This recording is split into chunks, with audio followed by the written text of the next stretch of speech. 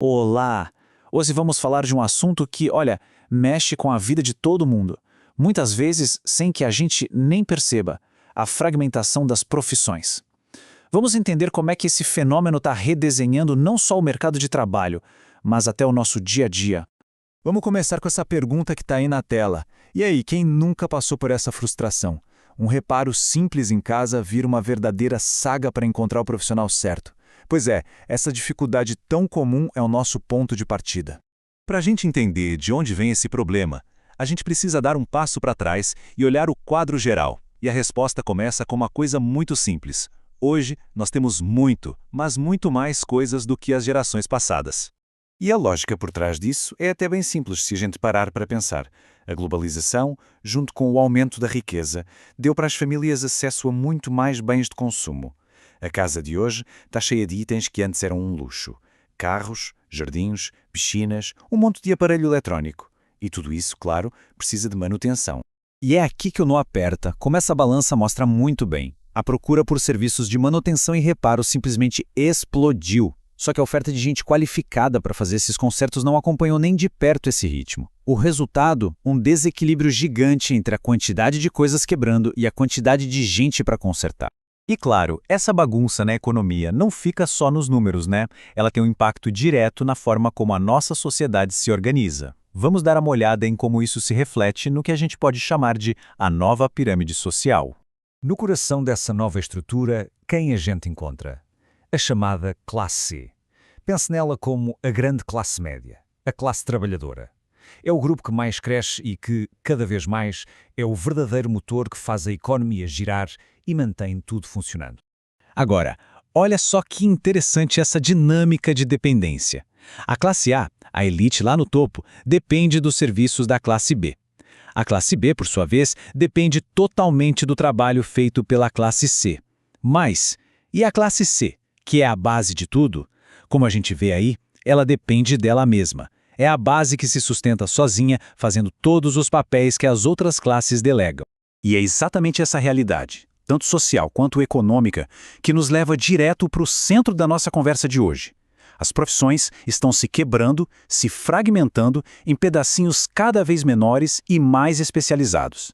Mas o que é, afinal, essa tal de fragmentação das profissões? Como a definição da tela explica, é basicamente o seguinte: um trabalho que antes era feito por uma pessoa só, um generalista, agora é dividido entre vários super especialistas. E a tecnologia e as novas exigências do mercado só aceleram essa tendência. Para ficar bem claro, vamos pegar um exemplo prático. Pensa na área da construção. Antigamente, existia a figura do construtor, que fazia um pouco de tudo. Hoje, uma obra é um ecossistema de especialistas. Tem o mestre de obras, o azulejista, o pintor, o encanador, o eletricista, cada um focado em uma única tarefa, super específica. E a mesma história se repete no mundo dos carros.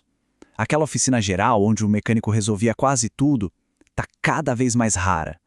Agora a gente tem especialista só em câmbio, o cara da autoelétrica, o técnico que só mexe com vidro, o que instala som. A hiperespecialização virou a regra.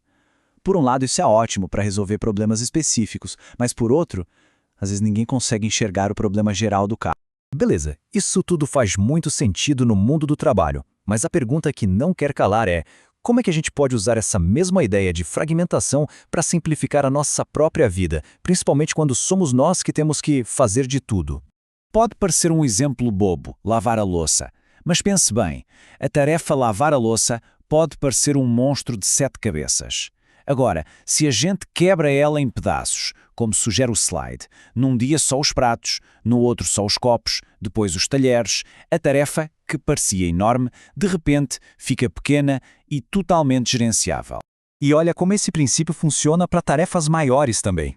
Lavar o carro inteiro de uma vez só é um projeto, né?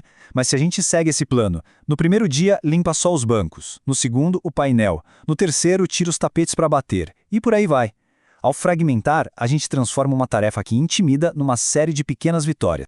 E isso tudo nos leva a uma reflexão importante.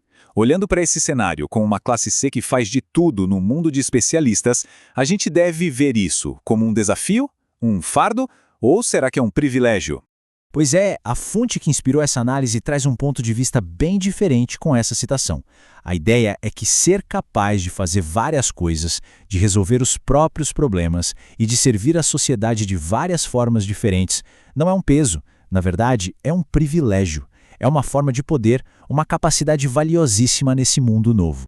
Então, para a gente amarrar todas as pontas, vamos recapitular o raciocínio. O aumento da riqueza no mundo gerou mais coisas e, com isso, uma demanda por serviços que a oferta não acompanhou. Isso transformou a classe C no pilar autossuficiente da sociedade. Como consequência, as profissões se fragmentaram. E, por fim, a gente viu que pode usar esse mesmo princípio para facilitar as nossas tarefas do dia a dia. E para fechar, fica essa pergunta no ar para a gente pensar. Neste mundo cada vez mais dividido em pequenas partes, qual é o nosso papel? Seria o papel do especialista, focado em uma única peça do quebra-cabeça, ou do generalista versátil, aquele que consegue enxergar a imagem completa e juntar os pontos? A resposta talvez diga muito sobre o nosso futuro.